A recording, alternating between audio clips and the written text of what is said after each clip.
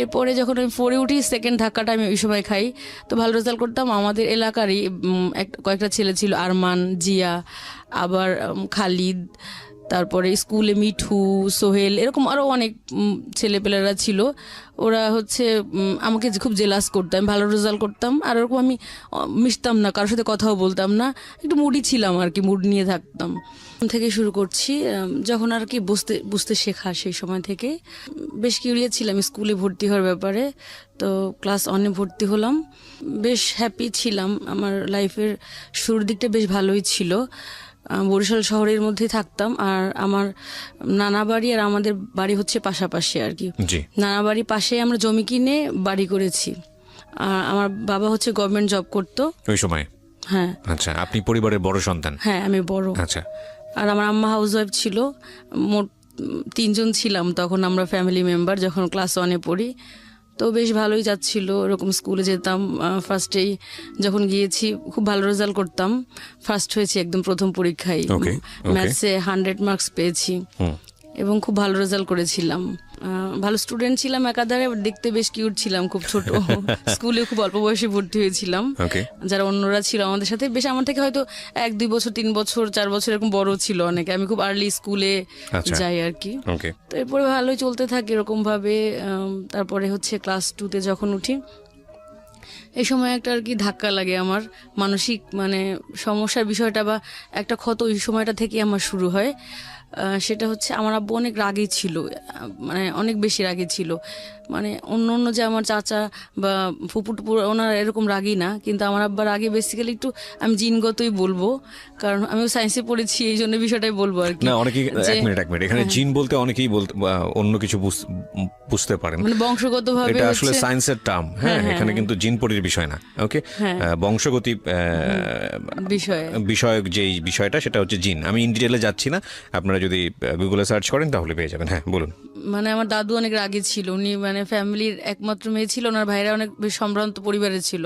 তো ওনার এক ভাই বেশ রাগী ছিল আর কি, একজন মার্ডার হয়েছিল। তো আব্বা হচ্ছে ওই যে মামাদের বংশের ওই রাগী স্বভাবটা পেয়েছিল। আমার দাদা বা আদার্স চাচারা খুব শান্তই ছিল আর কি। তো আব্বুর ব্যাড সবকিছুই ভালো, 5 ওয়াক্ত নামাজ রোজা করতো, গভর্নমেন্ট জব করেছে, তারপরে ভালো ছাত্র ছিল, সবকিছুই তার ভালো ছিল, পজিটিভ ছিল, খুব ডিসিপ্লিনড। কিন্তু একটাই ব্যাড হ্যাবিট ছিল, সেটা হচ্ছে কথায় কথায় হাত তোলা আর কি। যে কোনো বাইরে না, যে কোনো, যেমন আমাদের যখন গ্রামে আমাদের বাড়ি আছে, সেখানে চাচাতো ভাই বোনরা ছিল, যৌথ ফ্যামিলি, তো ওদেরকেও নাকি মাঝে মাঝে এরকম জড়থাপ্পড় মারতো আর কি। এটা একটা খুব ব্যাড হ্যাবিট ছিল তার। এবং এটা এখন অবশ্য তার প্রতি আমার কোনো রাগ নাই, কারণ এখন সে অনেক লক্ষ্মী হয়ে গেছে আর পরে অনেক ভদ্র হয়ে গেছে, কিন্তু ওই সময়টা আর কি ছিল এরকম। আর বাবা মার সাথে আমার বয়সের ডিফারেন্সও খুব বেশি না, আমার আম্মার সাথে হচ্ছে 16-17 বছরের ডিফারেন্স। আর প্রথম বেবি, বুঝতেই তো পারেন, তারা খুব একদম একেবারে ইয়ং ছিল আর কি, খুব টকবগে আর খুব উত্তেজিত, এরকম এক্সাইটেড স্বভাবের। তো তখন আমার আম্মা হচ্ছে, আমি ক্লাস 2 প্রেগনেন্সি ছিল। তো একদিন হচ্ছে রাতের বেলা খাওয়া শেষ করলাম আমি, তো আব্বু বললো যে আমি ওর খেতে চাচ্ছিলাম আম্মুর কাছ থেকে। আম্মু আবার ড্রাই এই ধরনের মুড়ি বা এরকম খাবার খেতে পারতো, নাহলে ভমিটিং হতো আর কি। তো এরপর আমি চাচ্ছিলাম, ছোট বাচ্চা তো আমি তো সেভাবে বুঝতে পারি না যে আমি খাওয়া শেষ করেছি, আবার আমার খাওয়া উচিত না। তো এই বিষয়টা আব্বু খুব রেগে গেল, সে খুব রাগি, বললো যে ও চাইছে কেন দিলা আর কি, একটা চড় মারলো অনেক। আপনি যখন কোন ক্লাসে? ক্লাস 2-এ পড়ি। তখন তো আপনি বুঝতে পারছেন, মানে আপনার নিজের মেমরি থেকেই বলছেন? হ্যাঁ, বুঝতে পারছি।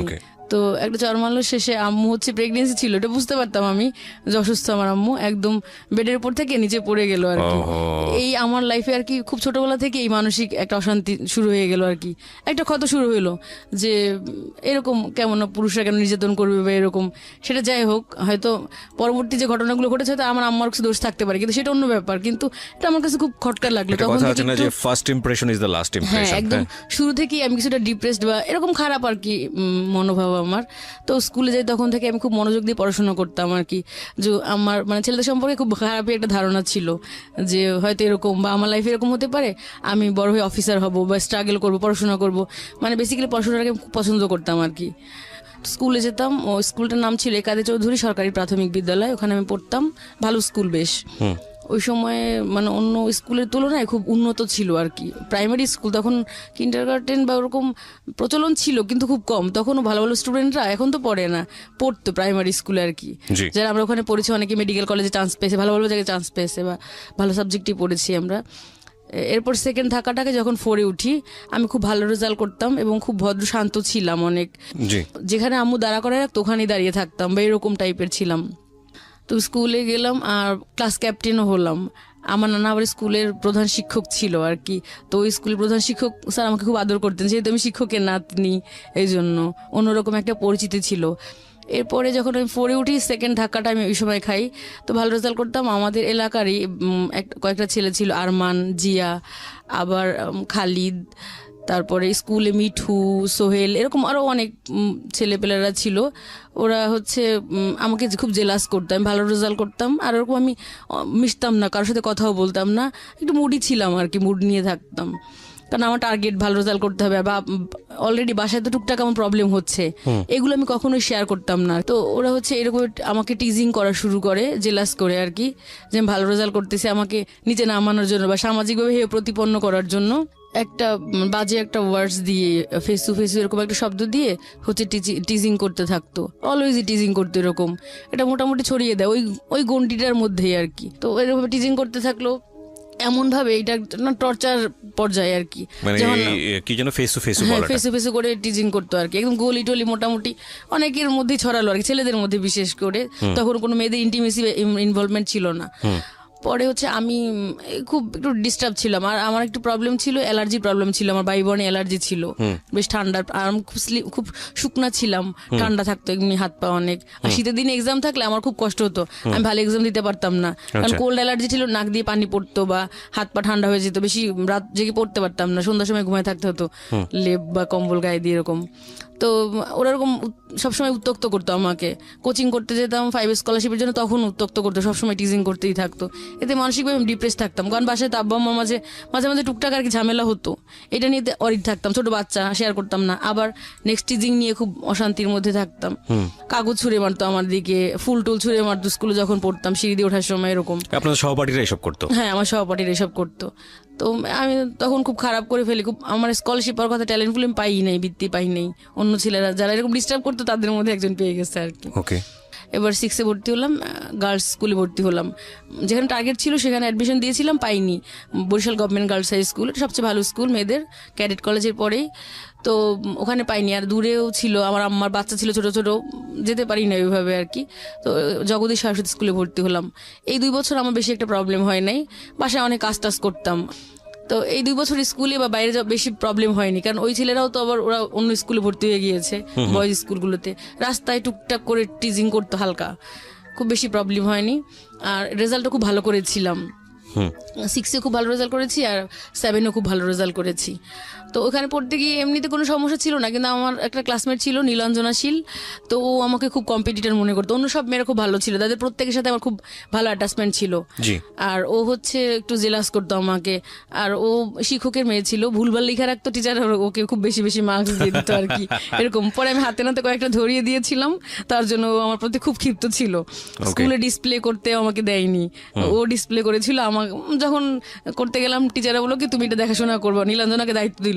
ও ফার্স্ট এসে আমার ভুল দিল, ম্যাডাম এটা হয় না, এটা হয় না, এই স্টেপসটা হয় না, মানে আমাকে ডিসপ্লে করতে দিল না। You have very good brain first of all, আপনার এইসব এত ছোট ছোট অপরিচিত আমরা যেখানটায় ছিলাম।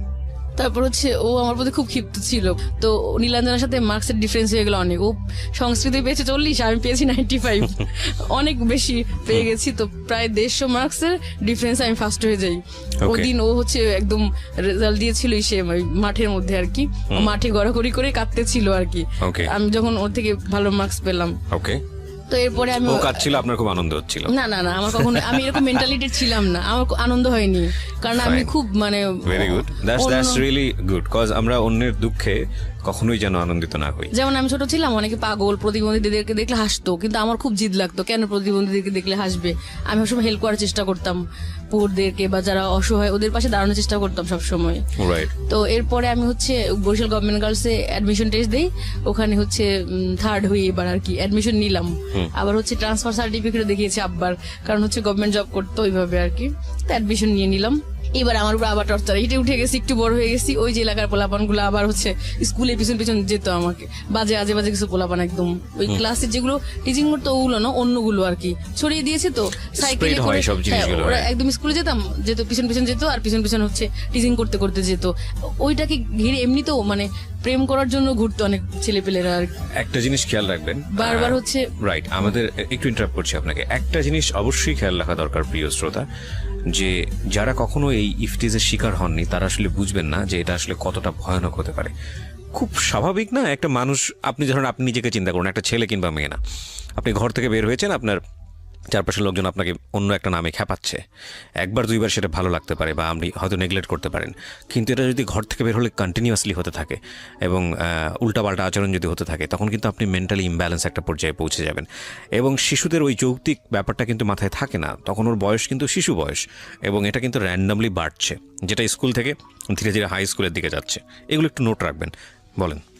তারপর হচ্ছে ভালো রেজাল্ট করতে না পেরে আমার বাসায় রাত্রেবেলা ঢিল মারতো। যখন আমি পড়তে বসতাম, আমাদের 5 তলা ফাউন্ডেশন ছিল, টিন শেড, ওটা ছাড়া আমাদের আরেকটা বাড়ি আছে, আমরা এখন ওখানে থাকি আর কি, কিন্তু ওই সময় ওইটা ছিল আর কি, ওখানে ভাড়া দিয়ে দিয়েছি। তো ওই রাতের বেলা হচ্ছে কি সন্ধ্যার পরে ইচ্ছা মতো ঢিল ছুটতো আমাদের টিনের উপরে, কেন যে ছুটতো কেউ জানতো না, কিন্তু বড় হওয়ার পরে বুঝতে পেরেছি যে আসলে আপনার বাবা থাকতো না আপনাদের সঙ্গে? আব্বু তো দূরে চাকরি করতো, খুলনায়। আপনি মার সঙ্গেই থাকতেন? হ্যাঁ হ্যাঁ, আমি, মা আর ছোট 2টা ভাই বোন ছিল, আর পাশে নানা বাসা ছিল, থাকলে তো আলাদা একটা পরিবার, যেতাম। কিন্তু কেন মারতো সেটা কেউ জানতো না, যে কেন ঢিল মারতো। হয়তো আরো ক্ষতি করার চেষ্টা করতে পারতো, কিন্তু আমার 4 মামা ছিল, ধারণা হয়তো আরো ক্ষতি করার চেষ্টা করতো, কিন্তু পারেনি, হয়তো ওই কারণে হয়তো বা ভয় পেতে হইতে পারে, এইভাবে আর কি সমস্যাগুলো। আর ওই যখন মানে খোঁজ নিয়ে জেনেছে যে এই শব্দটা দিয়ে আমাকে মানে ক্ষতি করা যায়, আবার ওই শব্দটা ওরাও ব্যবহার করতে লাগলো, স্লোগানের মতো আর কি, মিছিলের মতো এরকম শুরু করলো ওরা। মোটামুটি কলেজের 50-70% মানুষ জেনে গেল আর কি, যেরকম বিষয়টা মানে বারবার ক্রমাগত করতেই থাকলো, আরো ছড়িয়ে পড়লো। তারপরে হচ্ছে আমি যখন ক্লাসে আসতাম, যেতাম হচ্ছে করিডোর দিয়ে, হ্যাচ্চো করে আমার গায়ের মধ্যে, চিন্তাও না, আননোন ছেলেপেলেরা একদম থুথু ছিটিয়ে বা ওই যে সর্দি টর্দি কফ এগুলো ছুটি মানে ফেঁচু হ্যাচ্চো করে আমার মুখের মধ্যে এসে একদম এরকম অ্যাটিচিউড করতো, যত ধরনের বিকৃত আচরণ করা যায় সর্বোচ্চ পর্যায়গুলো করতো। তারপর রাস্তায় দিয়ে যেতাম, একটা পাগলি ছিল, ওই পাগলিটাকে শিখাই দিত, বলকে ফেসু বল, ওই পাগলিটা নাচতো আর ফেসু বলতো, বলে থুথু দে, আমার গায়ে থুথু পর্যন্ত দিয়েছে। My goodness. এরকম ভাবে মানে পাগলিটাকে দিয়ে দেওয়া হতো, বিভিন্ন ভাবে ভাই অত্যাচার করতো আমার উপরে। আমাকে ভয় দেখানোর জন্য একটা ছেলে, আমি নাম বলবো না, সে পরবর্তীতে মেডিকেল কলেজে চান্স পেয়েছিল এবং একটু টেরোরিস্ট টাইপের, পুলিশের ছেলে আবার।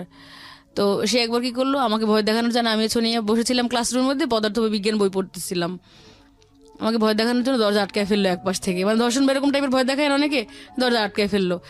আমার বান্ধবী কি করলো, দৌড়ে বের হয়ে গেল ক্লাসরুম থেকে, কিন্তু আমি আর বের হই না, আমি এবার এমনিতে খুব স্ট্রিক্ট ছিলাম, কারণ আমি তো অনেক বিপদের সম্মুখীন ছিলাম, ভয় পেলে তো আমাকে চলবে না, তা আমি বের হইনি, পরে নিজেই খুলে দিল আর কি।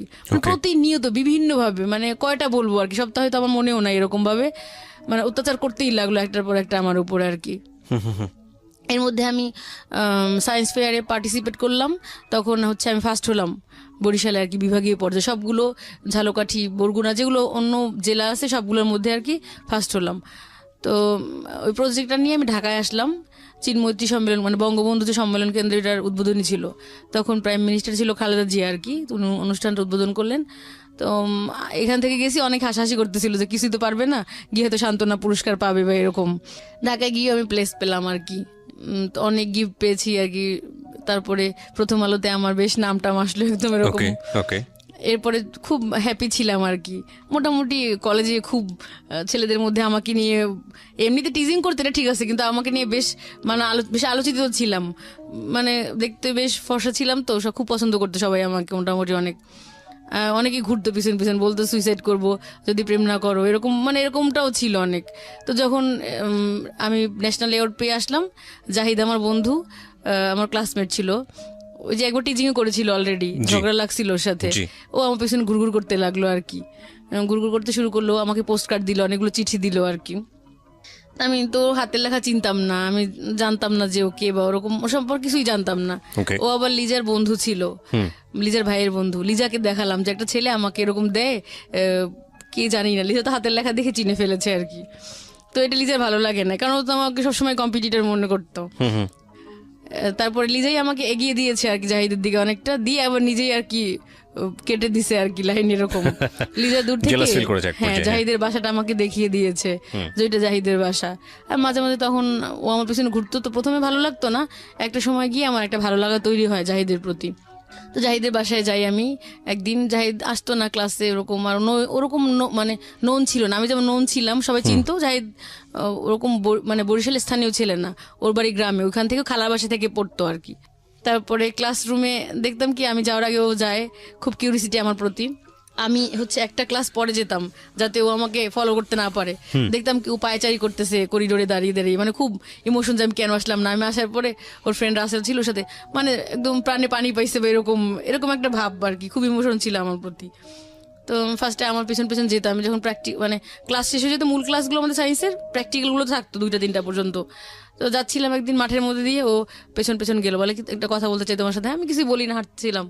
বললো যে তোমার প্রতি আমার তীব্র আকর্ষণ। এই কথাটা বসে পরে ও আমি হচ্ছে প্রেমে পড়ি আর কি। খুব ভালো লাগছিল কথাটা, বাসায় গিয়ে অনেকবার চিন্তা করলাম যে কি বললো যে তীব্র আকর্ষণ এইসব। ওকে, খুব ভালো লাগা তৈরি হয় জাহিদের প্রতি আর কি। কিন্তু যখন ভালো লাগাটা তৈরি হয়েছে তখন জাহিদ আস্তে আস্তে আর কি সরে গেছে। কোন বয়সটা বলেন তো এটা, মানে কোন ক্লাসে পড়ছেন? ইন্টারমিডিয়েটে পড়তেছি আর কি, আচ্ছা, সেকেন্ড এখানে ইয়ারে উঠে গেছি। আমি একটু কথা বলি, ইন্টারমিডিয়েটের অনেক স্টুডেন্টরা আমাদেরকে শুনছেন, আপনার সঙ্গে একটু তাল মিলিয়েই বলি। ক্লাস 9-এ 9-8 এই বয়সটা থেকে হচ্ছে ভালো লাগার এক ধরনের তীব্রতার জন্ম হয়, এবং উইথ লট অফ সংকোচ। আমি আসলে এটা খুব সুন্দর করে বাংলা বলতে পারছি না, মানে ভালো লাগে কিন্তু সেখানে তীব্রতার যতটা থাকে তার চেয়ে বেশি থাকে হচ্ছে লজ্জা, ভয় এবং একটা জড়তা থাকে। আতঙ্ক, জড়তা। কিন্তু মনের মধ্যে মনে হয় যে না, ওকে ভালো লাগছে, ওর ভালো লাগছে, ভালো লাগছে। আচ্ছা, এরপরে এই ভালো লাগাটা একটু ডেসপারেটের দিকে চলে যায়, এবং এটা হচ্ছে বয়ঃসন্ধিকালে হয়। বয়ঃসন্ধিকালে অনেকের আগেও চলে আসে। 2টা জিনিস খেয়াল রাখবেন, বাবা মা যারা শুনছেন এবং যারা তোমরা নিজেরাও যারা এখন এই প্রেম ঠেমের মধ্যে আছো, তারাও একটু শুনে রাখো, কারণ এটাই শেষ কথা না। ইনফ্যাক্ট এই ভালো লাগাটা যখন তীব্র আকার ধারণ করে এবং একই সাথে যখন বয়ঃসন্ধিকাল চলে আসে, বয়ঃসন্ধিকালে ছেলেদের যে চেঞ্জটা হয় সেটা হলো একটা ছেলে হঠাৎ করে লম্বা হয়ে যায়, দেখবে 9-10-এ দেখে ধাম করে লম্বা হয়ে গেছে, গলার শটটা অনেক ম্যাচিউর হয়ে গেছে এবং অনেক বেশি ব্যক্তিত্ব সচেতন হয়ে গেছে। সে যে হাঁটছে, হাঁটার স্টাইলটা ঠিক আছে কিনা, সে যে জামাটা পরছে সে জামাটা ঠিক আছে কিনা, সে যে মাথাটা আঁচড়াচ্ছে সে মাথাটা, আমি একদম ছোট ছোট জিনিসগুলো ধরে ধরে বলছি, মাথার চুলের আঁচড়ানোর স্টাইলটা ঠিক আছে কিনা, এবং একটু শেভ করার দেখবা যে গোফঠোপ উঠছে বা একটু শেভ, নতুন নতুন দাড়ি, এবং শেভ করে সে যথেষ্ট লজ্জা পাচ্ছে। এই যে বয়সটা, এটাকে বলছি আমরা বয়ঃসন্ধিকাল। আমি অ্যাটিটিউড দিয়ে বুঝালাম, আর ফিজিক্যালের জায়গা থেকে তোমরা নিজেরা বুঝে নিও, ফিজিক্যালি অনেক বেশি চেঞ্জ আসে। মেয়েদের ক্ষেত্রেও কিন্তু এই জিনিসটা আসে, এবং মেয়েদের মধ্যেও ওই সেম জিনিসটাই গ্রো করে, কিন্তু with some physical changes. Interesting বিষয় হচ্ছে এই সময়টাতে কোনো কোনো ছেলেমেয়ের আচরণ, মোস্ট অফ দ্য কেসেস আমরা বলতে পারি, অনেক বেশি অ্যারোগেন্ট হয়ে যায়, উগ্র হয়ে যায়। তারা মানতে চায় না, তাদেরকে যদি কোনো একটা জিনিস বোঝাতে চায় যে না এটা এভাবে করো, এভাবে করলে জিনিসটা এরকম হবে, এরকম হবে, ওরকম হবে, ওরা বুঝতে চায় না, ওরা সিদ্ধান্ত দিতে চায় না, আমি তো নিজেই অনেক কিছু বুঝি। হ্যাঁ, উনি ছোটো ছোটো করে হাসছেন, হয়তো আপনারা অডিওতে পাচ্ছেন না। তো এইটা কিন্তু ছেলের ক্ষেত্রেও হয়, মেয়ের ক্ষেত্রেও হয়। এবং তখন যে সমস্যাটা বাবা এবং সন্তানের মধ্যে হয়, বাবা মা সন্তানের মধ্যে, সেটা হলো বাবা মা যদি না বুঝতে পারে যে এই আমার সন্তানের মধ্যে একটা বড় চেঞ্জ আসছে, তারা কি করে ছোটোবেলায় যেভাবে মানুষ করেছে, ছোটোবেলায় যেভাবে ডোমিনেট করেছে, ওই জিনিসটা যদি চালিয়ে যেতে থাকে, তখন একটা মারাত্মক সংঘর্ষ হয়। এবং এই মারাত্মক সংঘর্ষটা খুব সার্টেন পিরিয়ডে চলে, 1-2 বছর, এবং কিছু বুঝে ওঠার আগে শেষ হয়ে যায়, এবং এই সময়টাতে অনেক বড় রকমের ভুলও করে ফেলে বাবা মা। সুতরাং আমি বাবা মাদেরকে স্পেশালি বলবো যে এই সময়টাতে ছেলে মেয়েদেরকে একটু অন্যভাবে ট্রিট করতে, একটু খেয়াল রাখতে। আচ্ছা, এবার হচ্ছে ভালো লাগার জায়গাটা বলি। আমাদের শিক্ষকরা ক্লাসে বলতো যে বয়সটা এমন, কাকপক্ষে দেখলেও ভালো লাগে। হ্যাঁ, একদম খুব নুডলি বললাম, আমি কাউকে অপমান করছি না, বাট বিষয়টা কিন্তু আসলে এরকমই। হিসাব থাকে না কোনো, মানে ভালো লাগাটা এত এক্সট্রিম লেভেলে হয় যে ওকে ছাড়া আমরা বাঁচবই না, ওকে ছাড়া জান শেষ হয়ে যাবে। মাঝে মাঝে ফেসবুকে এরকম ভিডিও দেখি, মেয়ে পালিয়ে গিয়েছে, গহনা ঠহনা পরে এসে ফেসবুক লাইভে আসছে, এসে বলছে বাবা তুমি তো বলেছিলা ওকে ওর সাথে বিয়ে দিবা না, দরকার হলে একটা রিক্সাওয়ালার সাথে বিয়ে দিবা, আর তাই আমি বিয়ে করে ফেলেছি, ওর কোনো দোষ নেই। আমি চিন্তা করি আজ থেকে 5 বছর পরে এই মেয়ের জীবন গল্পটা কি দাঁড়াবে, কিংবা আজ থেকে 2 বছর পরে এই মেয়েটাকে এত ডেসপারেটলি বলতে পারবে যে বাবা আমি ওর সাথে সংসার করে অনেক সুখে আছি। কজ রিয়েলিটি তো অন্যরকম। আমাদের চারপাশে যে ঘটনাগুলো ঘটে সেখানকার প্রেক্ষাপটে বলছি, আমি এটা মিন করছি না যে মেয়েটা সুখী হবে না, সুখী হোক, আমরা সেটার জন্য দোয়া করি, কিন্তু এই ডেসপারেটনেসগুলো এই বয়সেই থাকে। কিন্তু এটা জীবনটা আসলে এরকম না। কজ ভালোবাসার তীব্রতা অবশ্যই থাকবে, সেটা সবার জীবনেই আসুক, কিন্তু সেই তীব্রতা আমাদেরকে যেভাবে 4-5টা সম্পর্কে অনেক বেশি ব্ল্যাঙ্ক করে ফেলে, অন্ধ করে ফেলে, যে না ওকে ছাড়া আমি বাঁচবই না, ওকে ছাড়া আমার জিন্দেগি তামা, কিংবা ওকে ছাড়া আমি নিঃশ্বাসই নিতে পারতেছি না, বিষয়টা আসলে এরকম না। এটা একদম এক্সট্রিম একটা ফিলিংস। এই এক্সট্রিম ফিলিংস সারা জীবন থাকে না। আমি আপনাদেরকে এবং তুমি করে বলি, because you are much younger than me, ওই স্টেজ আমি পার করে এসেছি। আমি আমার নিজের জীবন থেকে বলছি, ভদ্রমহিলা যিনি এখানে আছেন নিজের জীবন গল্প বলার জন্য, উনি হয়তো এগ্রি করবেন, এটা থাকে না। এবং এটা যখন থাকে না তখন অনেক কিছুর হিসাব শুরু হয়। এই হিসাবে গিয়ে যদি ছেলেটা মেয়েটার কাছে হেরে যায় বা মেয়েটা ছেলের কাছে হেরে যায়, তখন শুরু হয় দুর্বিষহ জীবন। সুতরাং যারা অনেক বড় রকমের মারাত্মক ফিলিংস নিয়ে কোনো একটা ছেলে কোনো একটা মেয়ের কাছে আছেন, কিংবা কোনো একটা মেয়ে কোনো একটা ছেলের কাছে আছেন, একটু রেস্ট নেওয়া প্রয়োজন। এটাই কিন্তু বাস্তবতা নয়, একটু সময় যাওয়া প্রয়োজন। সুতরাং হুটহাট করে আমরা যেন কোনো ভুল না করে ফেলি। জি, আপনি যেটা বলছেন আমার মনে হয় সেই স্টেজের কথাই বলছেন আপনি, যে সেই সময় যে খুব ভালো লাগতো, হ্যাঁ একটু রাস্তাতে হেঁটে গেলেই মনে হতো আহা, একটু হাতটা ধরতে পারলে মনে হলো আহা, এই হাতটার কখনোই সাবান দিয়ে ধুবো না, থাকুক ওর শরীরে, ওর একটা স্পর্শ থাকুক। সেই বয়সের কথাই বলছেন, বলুন তারপর। তো ঘুরতে লাগলো, ঘোরার কারণ হচ্ছে যে আমি ন্যাশনাল অ্যাওয়ার্ড পেলাম, এটা খুব পছন্দ করতো আর কি। আচ্ছা। তারপর ডিবেট করতাম ওর সাথে, আমি একসাথে ডিবেটও করেছি। আচ্ছা। তো খুব তাকিয়ে থাকতো ডিবেট করার, আমি চাইতাম শিখতে, আমার শেখার আগ্রহটা বেশি ছিল যে ও একটু ভালো পারে শিখবো। কিন্তু হচ্ছে আমার বলতো আমার হাসি নাকি খুব সুন্দর, ঝংকার দেয়, এটার কানে বাজে, মানে অনেক ধরনের লোভনীয় কথাবার্তা বলতো আর কি, খুব ইমোশন দেখাতো। মানুষকে প্রশংসা করে অনেক দুর্বল করে ফেলা যায়। হ্যাঁ, অনেক দুর্বল করে ফেলেছে আর কি। তো আমি চেঞ্জ হতে শুরু করলাম। এর আগে ছেলেদেরকে আমি খুব ঘৃণা করতাম। একদিকে বাবার প্রতি আমার খুব আক্রোশ ছিল, একটু নারীবাদী টাইপের ছিলাম কিছুটা, কবিতাও লিখতাম এরকম। তারপর হচ্ছে আব্বুর বিরুদ্ধেও কবিতা পড়তাম এরকম, যে আমরা তো জানি আকাশ আদিম পুরুষ, পৃথিবী রমণী, তবে কেন দু হাতে শিকল পরিয়ে রেখেছো, 1000 বছর ধরে কেন তুমি সূর্য দেখতে দাওনি, এরকম মানে কবিতা পড়তাম। তো আব্বু হাসতো বা অবাক হইতো এরকম। আর ছেলেরা যদি ব্যথা পেতাম, খুব মানে খুব মজা পেতাম, কারণ যে এই প্রিজিং করতাম তো খুব আক্রোশ ওদের প্রতি। তো ফার্স্টে আমার মধ্যে চেঞ্জ আসলো। জাহিদ একদিন ব্যথা পেলো বেঞ্চের সাথে, লোহা ছিল, লোহার পেরেক গুলো কেটে গেল, পা দিয়ে রক্ত বের হলো, দেখি আমার চোখ দিয়ে শুধু পানি পড়তেছে। প্রথম কোনো ছেলের জন্য আমার হচ্ছে কষ্ট হলো।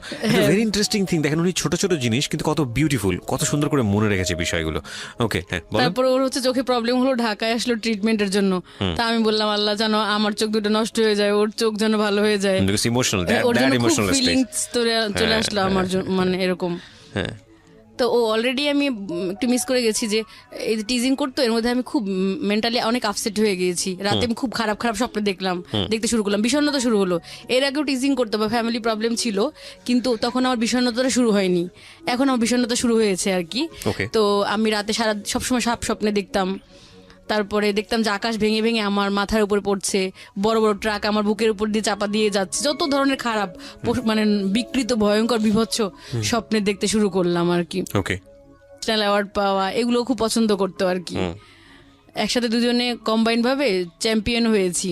তারপর আমি খেলাধুলায় পুরস্কার পেয়েছি আর কি, লুডোতে চ্যাম্পিয়ন হয়েছিলাম। মানে মোটামুটি পড়াশোনায় ভালো রেজাল্ট করেছিলাম, টেস্ট পরীক্ষাতেও আমি হচ্ছে 9ম হয়েছিলাম। আবার দেখতে বেশ সুন্দর ছিলাম, আবার হচ্ছে এই কালচারাল প্রোগ্রামগুলো বা এগুলোতেও ভালো করতেছিলাম, এই জন্য খুব পছন্দ করতো আমাকে। তো এরপরে একটা সময় আস্তে আস্তে মানে সরে যেতে থাকলো, যে বাসা থেকে তো অলরেডি বাসায় গিয়ে বলে দিয়েছে লিজা হাসান বা অনেকে, জানি না আমি কে বলছে। আস্তে আস্তে দূরত্ব মেনটেন করতে থাকলো, অ্যাভয়েড করতে থাকলো। আমি যত উইক হই ও তত হচ্ছে আস্তে আস্তে দূরে সরে যেতে থাকে আর কি এরকম।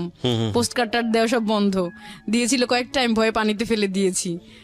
আর একদিন ওদের বাসায় গিয়েছিলাম, যার সময় আব্বু আবার দেখছে যাইতে রিক্সায়, তো এই জন্য সেও একটু সন্দেহ করতো যে কেন গেলো, বা আব্বু তো এমনি রাগি আর সন্দেহবাতিক টাইপের, কিছু বলতো না কিন্তু ইনডাইরেক্টলি একটু টর্চার করতো আর কি। আর যখন আমার হচ্ছে ফার্স্ট ইয়ার ফাইনাল পরীক্ষা দিলাম, এটা খুবই দুঃখজনক একটা ঘটনা ছিল আমার জন্য। তো আম্মা অনেক রাগী ছিল আর কি। আমার ভাই যে পড়াশোনা করতো না, সে হচ্ছে সমস্ত বইপত্র সব ফেলে দেয়। আমার ওদিন জুওলজি পরীক্ষা ছিল, আমি আবারও ভালো প্রস্তুতি নিয়ে খুব খারাপ করলাম আর কি। আমার 80 ক্রস করা টার্গেট ছিল, সেখানে আমি 78 পেলাম। তো আমি আবার জিদ করে হচ্ছে পড়াশোনা করতে ভালো লাগতো না, যে এরকম বারবার চেষ্টা করতেছি, বারবার হচ্ছে খারাপ হচ্ছে। এই জাহিদ ঘুরতে লাগলো, তখন এক ধরনের ভালো লাগা অনুভূতি, নিজের মধ্যে চেঞ্জ চলে আসলো অনেক। এর আগে হচ্ছে অনেক সবাইকে আমি মোটামুটি কম্পিটিটর মনে করতাম, যে আমি খুব ভালো রেজাল্ট করবো, কম্পিট করবো, ডিবেট করতাম, এগুলোতে হচ্ছে আমি ফার্স্ট হইতে হবে, আমাকে সবাইকে টপকায় যেতে হবে এরকম। যখন জাহিদের প্রেমে পড়লাম, আমার মানসিকতা একদম চেঞ্জ হয়ে গেল, প্রচন্ড রকম মানবিক। এর আগে একটু অহংকার ছিল অন্যরকম, তারপরে অন্যরকম ব্যাপার ছিল, যেগুলো একদম চেঞ্জ হলো, অনেক ভালো হয়ে গেল মন মানসিকতা। কাউকে আর কম্পিটিশনটা টর মনে করতেছি না, কাউকে জেলাস করতেছি না, কাউকে হচ্ছে ওরকম ভাবে মানে একদম মনে হতো যে ও জিতলে আমি জিতবো আর কি, আমি হেরে গিয়ে ওকে জিতাইয়ে দিই, এরকম একটা মানসিকতা আর কি তৈরি হলো আমার। যাই হোক, এরকম টিজিং তো চলতেই থাকলো। আর জাহিদ আমাকে যে একটু আমি ওর প্রতি উইক হলাম, এর আগে তো ও ঘুরছে আমার পিছনে, যে আমি দুর্বল হলাম, ও আমাকে উল্টা টর্চার করা শুরু করলো, বললো তোরই দোষ, পোলাপান তোরে টিজিং করে, নিশ্চয়ই তুই কিছু করছো, তোরই দোষ। আর লিজাও এরকম ভাবে টর্চার করতে শুরু করলো, বলে যে আমাদেরকে তো কেউ টিজিং করে না, তোমাকেই করে, সেই লিজার অনেক মানে এরকম ভাবে আমাকে মেন্টাল টর্চার করতে লাগলো আর কি। আমি খুব হতাশ আর কি, মোটামুটি এরকম। তো পরীক্ষার আগে আগে আমি স্বপ্নে দেখলাম কি যে একটা লাল শাপলা বড় একটা নদীর মধ্যে অনেক চেষ্টা করতেছে টিকে থাকার, আর অনেক ঘোলা পানি আর কি, ওকে বারবার ঢেউ দিয়ে উঠায় ফেলার চেষ্টা করতেছে, ও চেষ্টা করতেছে টিকে থাকার, আর ও মানে পানিটা ওকে উঠায় নিতে। এক সময় শাপলা শিকড়টা উঠে গেছে একদম, পুরো মূল সহ একদম উঠে গেছে আর কি, এরকম স্বপ্নে দেখছি। এরপর তো পরীক্ষা দিলাম, এপ্রিল মাসে পরীক্ষা শুরু হলো। এর আগের বছরগুলোতে ছেলে মেয়েরা কম্বাইন্ড ছিল আর কি, মোটামুটি দেখে দেখে লেখার সুযোগ ছিল ছেলেদের কাছ থেকে। ওই যে রাকিব, সানজিদ, মিঠুর আমাকে টিজিং করতো, ওদের সাথে আবার মুন্না পাশাপাশি রোল ছিল আমাদের। হ্যাঁ, এমনিতে ওরা টিজিং করতো, কিন্তু কোনো স্ক্যান্ডাল ছড়ায়নি, বা ওদেরটা দেখে দেখে লেখার সুযোগ ছিল, ওরা ভালো ছাত্র ছিল, এমনি দেখাবে আর কি, এরকম হয়তো টিজিং করতো, এরকম মেন্টালিটির। কিন্তু ওই বছর মেয়ে ছেলে আলাদা করে পড়লো। তারপরে বরিশাল কলেজে সিট পড়লো আর কি, 4 তলায় পড়লো, সেখানে কোনো ফ্যান ছিল না, কি যেন একটা গ্যাঞ্জাম হয়েছিল এর আগে, মারামারি কলেজে, ফ্যান ট্যান আবার সব নিয়ে গেছে এরকম। প্রচন্ড গরম ছিল একদম, গ্রীষ্মের মানে এপ্রিলের দিকে পরীক্ষা। আমার গলার স্বর বসে গেছিল একদম, অনেক সিক থাকতাম, আমার তো অ্যালার্জি আছে, কোল্ড অ্যালার্জি, কফ টফ এরকম ছিল। ছেলেরা খুব ভালো রেজাল্ট করেছে, ওরা দেখে দেখে লিখছে, বা দেখছি আশেপাশে তো তাকিয়ে দেখেছি আর কি। তো এরপরে পরীক্ষা দিলাম ভাই, যখন আমি মানে এমন মানসিক অবস্থা হলো আমার, ডিপ্রেস থাকতে থাকতে, যে আমি ঠিক মতো ওই শিটগুলো ফিল আপ করতে পারতাম না। আমার রোল ফিল আপ করলে মনে থাকে আমি ভুল করছি, মনে হয় এটা করছি, এরকম এই মানসিক অশান্তি শুরু হলো আমার আর কি সেকেন্ড ইয়ার থেকে। টিচিং করতে করতে এমন অবস্থা, জাহিদ আমাকে মেন্টাল টর্চার করতেছে, লিজা করতেছে, তোমাকে কেন বলে, নিশ্চয়ই তোমার প্রবলেম আছে, জাহিদ বল তোর দোষ। তো এতদিন সাহস পাইনি, যেই প্রেম মানে ভালোবাসছি, প্রেম করতাম না, তথাকথিত কোনো সম্পর্ক ছিল না, মানে পছন্দ করতাম, তখন সে বলতো যে আমার দোষ, এই জন্য পোলাপান আমাকে টিচিং করে, এইসব হ্যাঁ এগুলো বলতে শুরু করলো আর কি, মেন্টালি টর্চার করা শুরু করলো। এটা আমি খুব ভেঙে পড়লাম মানসিক ভাবে আর কি। এরপর থেকে এই যে মানসিক সমস্যাগুলো আমার দেখা দিল, সবসময় খুঁত মনে হয় আমি ভুল লিখছি, তাহলে এটা করছি, যেটা আমি পারি জানি এইটাই ঠিক, কিন্তু অন্যদের যেটা বলতো ওইটাই আমার মনে হয় যে এইটাই ঠিক, আত্মবিশ্বাসের ঘাটতি। এর আগে এটা আমার ছিল না, এই ধরনের প্রবলেম আমার। তারপরে হচ্ছে সবসময় একটা মানসিক ভুল লিখতাম, মানে হয়তো 5i বা 2s হয়তো মাইনাসের জায়গায় প্লাস, মানে উল্টাপাল্টা করে লিখতাম সবই, কিন্তু উল্টাপাল্টা করে লিখতাম প্রত্যেকটা পরীক্ষা। ফিজিক্স, ম্যাথ আমার খুব খারাপ হয়ে গেল পরীক্ষাগুলো আর কি, তখন আমি বুঝতে পারিনি যে এতটা খারাপ হয়েছে আর কি পরীক্ষাগুলো। যখন রেজাল্ট দিল খুবই খারাপ রেজাল্ট করলাম, 13 অক্টোবর রেজাল্ট দিল, মানে খুব কান্নাকাটি তো করছি, এটা বুঝিনি, মানসম্মান তো সব গেছে, এমনি সবাই আমাকে চেনে ভালো স্টুডেন্ট হিসেবে, আর খুব মজা পাইলো সবাই আর কি। সবাই গেল ক্যাম্পাসে রেজাল্ট নিতে, আমি গেলাম না, বাসা বসে খুব কান্নাকাটি করতেছি আর কি। এর মধ্যে লিজা আসলো খুব মায়া কান্না দেখাতে, সে আবার আমার সাথে কম্পিটিশন দিয়ে খুব ভালো পড়াশোনা করে এইবার আমার থেকে খুব ভালো রেজাল্ট করে ফেলেছে আর কি। এর মধ্যে একটা বিষয় স্কিপ করেছি, প্র্যাকটিক্যাল একটা কথা বলি না। প্র্যাকটিক্যাল হচ্ছে আমি অনেক অনেস্ট ছিলাম ভাই সবসময়, তো সবাই দেখা যাচ্ছে নকল টকল নিত, দেখে দেখে লিখতো, এই টেন্ডেন্সি আমার ছিল না। তো আমার বান্ধবী সোনিয়া ওর সিনিয়রদের সাথে আলাপ করলো যে কিভাবে করা যায়, তো ওদের অনেক টাকা পয়সা ছিল, ধনী মানুষ, বলে যে কম্পোজ করে নিয়ে যাবে, এগুলাকে দেখে দেখে আর লিখবা আর কি। তো ছোট ছোট করে কম্পোজ করলো, 5টা-6টা করছে, করে ওই আমার বান্ধবী মনিকে দিছে, ও নিছে, আমাকে একটা দিল। মোটামুটি নীলাঞ্জনা, লিজা প্রত্যেকের কাছে নকল আছে, ওরা মানে ভেতরে রেখে বোরকা পড়তো, ভেতরে রেখে হচ্ছে করতেছে, লিখতেছে এরকম। তা আমি তো একটু বোকাশোকা টাইপের গাধা, সবসময় তো এত মানসিক অ্যাংজাইটিতে থাকতাম যে ম্যাচিউর কোনো বুদ্ধি আমার তৈরি হয় নাই। আমি করছি কি, এটা সাদা স্বচ্ছ ফাইল নিয়ে গেছি, পদার্থবিজ্ঞান পরীক্ষার দিন ট্রান্সপারেন্ট ফাইলের মধ্যে উপরে রেখে দিছি ইয়েটা আর কি, ওই যে কম্পোজ শিটটা। আর ওরা তো মোটামুটি বিভিন্ন ভাবে আর কি রেখেছে, এমন ভাবে যে বের করে লিখতেছে। স্যার উঠেই ফার্স্টে আমার ইয়েটা দেখলো আর কি, ফাইলটা খুললো, দেখাই তো যায় এটা স্পষ্টভাবে, দেখলো যে এটার মধ্যে নকল আছে আর কি। আসলে তো আমি এটা নিজে নেই না, ওটা আমার বান্ধবী দিছে পরীক্ষার সময়, আমি এটার মধ্যে ঢুকায় রাখছি। তো স্যার খুব খেপে গেছে যে নকল করে, এই মেয়ে মনে হয় এরকম ভাবে নকল করছে, এসসিতে কি রেজাল্ট করছিল তুমি ফিজিক্সে? আমি বললাম স্যার আমি A+ পেয়েছি। বলে নিশ্চয়ই নকল করে পাইছো। আসলে ভাই এরকম আমি কোনোদিনও না, সে তো বিশ্বাস করবে না। তারপর খুব খেপছে যে আমাকে ফেল করাই দিবে আর কি। তা আমি আবার টেস্টে প্লেস পেয়েছিলাম। স্যাররা অনেক, স্যারদের সাথে আমার খুব ভালো রিলেশন ছিল, বিশেষ করে ম্যাথ আর বোটানি টিচারের সাথে খুবই ভালো সম্পর্ক ছিল। ওই দুইজন টিচারের প্রিয় ছাত্রী ছিলাম আমি আর কি। তো এই স্যাররা বললো যে না আসলে এরকম ওরকম না, হয়তো ভুল কি বলছেন জানি না, হয়তো ন্যূনতম একটা মার্কস দিয়ে পাশ করাই দিছে হয়তো বা, এই জন্য স্কোর আরো খারাপ হয়ে গেল আমার। তো খুবই খারাপ রেজাল্ট করে ফেললাম, মেডিকেল কলেজে তার পরীক্ষা দিতে পারবো না। কি যে খারাপ সময় গেছে আমার লাইফের, নিশ্চয়ই একদম জীবনটা ভাই আমার অন্ধকারে হারিয়ে গেছে এরকম। খুবই মানসিকভাবে ভেঙে পড়ছি আমি। প্রতি রাতে আমি বসে থাকতাম চেয়ারে, ঘুমাতে পারতাম না, মনে থেকে সুইসাইড করি। আব্বা আম্মা মানে খুব অরিড থাকতো, তারা শান্তিতে ঘুমাতে পারতো না আর কি। এরপর আম্মা টর্চারে আর মামিদের টর্চারে একদম অতিষ্ঠ হয়ে গেলাম আমি। পরে আমি সিদ্ধান্ত নিলাম যে প্রপোজালটা আসবে, যে আসুক, কানা খোড়া যে আসুক, আমি তাকে বিয়ে করবো আর কি, এরকম টার্গেট করলাম। এরপর প্রপোজাল আসলো, এবার বিয়েতে রাজি হয়ে গেলাম। আম্মা তো হেবি খুশি। এবার খুঁজে খুঁজে ভাইয়া শহরের মধ্যে অনেক ভালো ভালো ছেলেরা ছিল, আমাকে পছন্দ করতো বা বেশ সচ্ছল পরিবারের ছেলে ছিল, কিন্তু আমার না খুব আনইজি লাগতো যে বিয়ে করবো, তারা জানবে যে ফেসু ফেসু ডাকে, দে বলবা ননদ থাকলে না হাসে কি করে, সবসময় এরকম একটা মানসিক এংজাইটির মধ্যে থাকতাম। আমি ভাবছিলাম যে বিয়েই করবো না আর কোনোদিন। প্রচন্ড একটা অশান্তির মধ্যে দিয়ে যাচ্ছি না আমি, প্রচন্ড স্ক্যান্ডাল ছড়িয়ে গেছে এরকম। তো এরপরে হচ্ছে গ্রামের দিকে ছিল বাড়ি, ইঞ্জিনিয়ার। ভাবলাম যে গ্রামের দিকে বাড়ি, অনেক দূরে আমাদের থেকে, হয়তো জানবেই না কোনো দিন, তাহলে এখানেই রাজি হয়ে যাই। বেশ ধনী, মানে ধনীও না, সাধারণ পরিবার একদম। ইচ্ছা করলে আমি অনেক ধনী পরিবারে বিয়ে করতে পারতাম এরকম, বা অনেক ফ্যাসিলিটি দিয়ে বিয়ে মানে অনেক গর্জেস অনুষ্ঠান হইতো এরকম। তাই রাজি হলাম। কিন্তু ভাই ওর মা ঠিকই খোঁজ নিছে, মা খুব মানে শাশুড়ি আম্মা খুব চালু ছিল আর কি, চালাক। ঠিক ঠিক ভাই ওই শাহাবুদ্দিন নীলাঞ্জনাশীল একদম তাদের কাছে এসে পৌঁছাইলো। তারা বলছে পাগল এই সেই, মানে টিজিং করে ছড়াইছে। পরে এমন একটা অ্যাটিটিউড করতো সবাই যে বলতো পাগল বা আজে বাজে, মানে যা মন চায় যার যেরকম ভাবে বলতে লাগলো তার কাছে। সে প্রথমে খুব আদর করছিল আর কি, খুব ভালোবাসছিল, বাণিজ্য মেলায় নিয়ে গেল, খুব ছবি তুললো আমার সাথে, খেতে গিয়েছি রেস্টুরেন্টে। কিন্তু যখন ওই যে ওরা বলছে এগুলো, তখন আমার প্রতি আরো তার খুব ক্ষোভ আর কি, পারলে এড়াই যায় বিষয়টা। তারপর কিন্তু তার ছেলে আবার খুব পছন্দ করলো আমাকে দেখে। তো এবার বিয়ে ঠিক হলো। সে ডেটটাই উল্টায় ফেললো আর কি। 28 তারিখে আমাদের বিয়ে হওয়ার কথা, 9 সালের 28 এপ্রিল, পয়লা বৈশাখের পরে। সে হচ্ছে উল্টায় ফেললো একদম। শাশুড়ি, ওকে। মানে নার্ভাস হয়ে গেলাম যে কি ব্যাপার।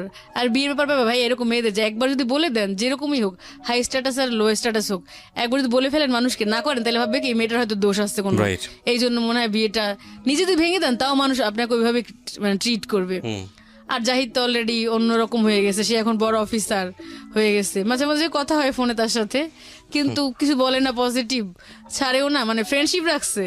কথাটা তো বলতো, রাতে ফোন টোন দিত, কিন্তু কোনোদিন বলে না বিয়ে করবে, এগুলো বলে না, বা ছেড়ে দিছে তাও বলে না। বলতো ছোট এখনো, এখন নতুন চাকরি পাইছে, ভাইকে প্রাইভেট বিশ্ববিদ্যালয়ে পড়াচ্ছে আর কি, এরকম বলতো। এখন কিছুই বলতো না আর কি।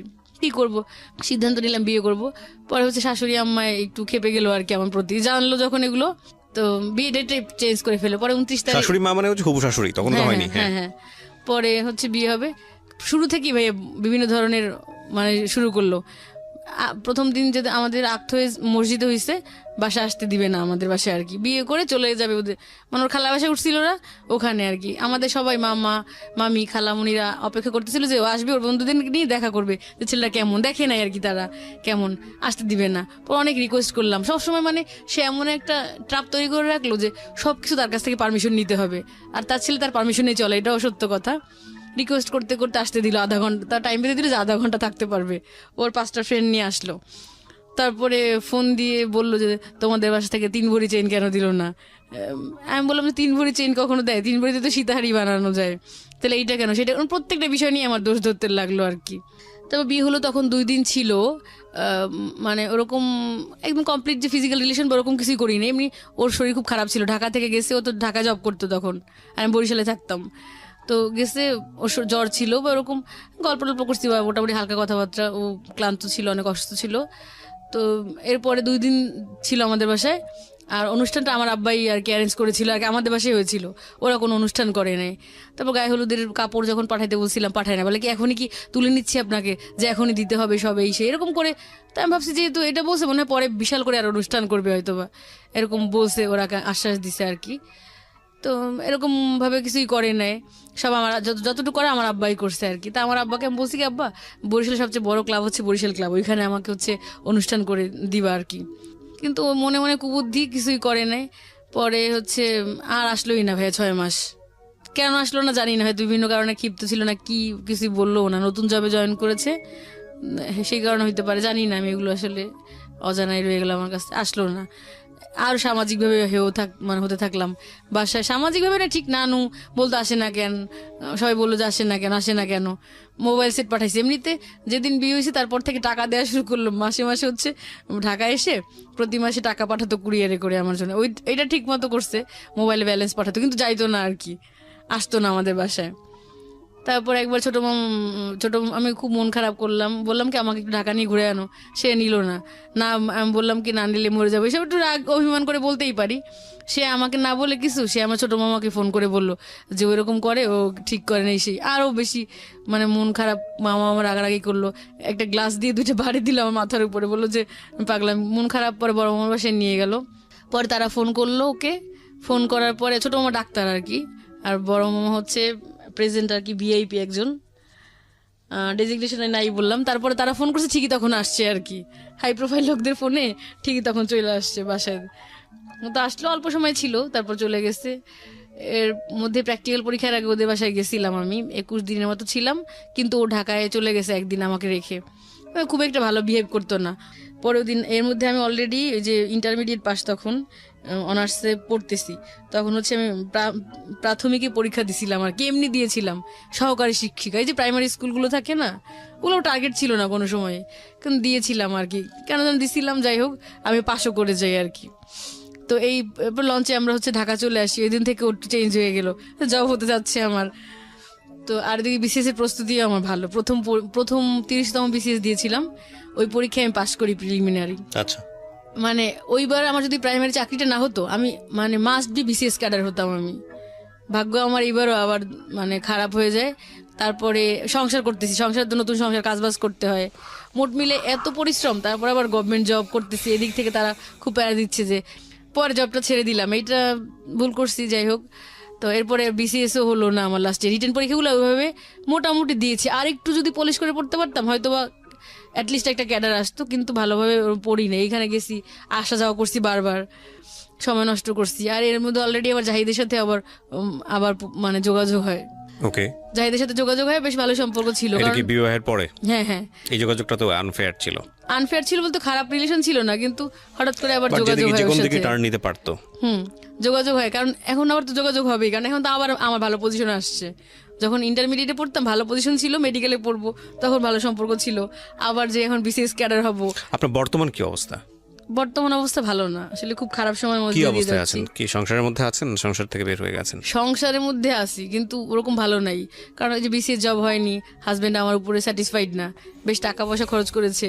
আর এমনি তো নেচার ফার্স্ট এরকম ছিল, যেই দেখছে যে সরকারি জব হারিয়েছেন, বিসিএস করেন নাই, বাচ্চা কাচ্চা কয়জন? বাচ্চার একটা রিসেন্টলি নিয়েছি আর কি, এখন 1 বছর হয়নি। আপনার জামাই কি করেন? ও কম্পিউটার ইঞ্জিনিয়ার।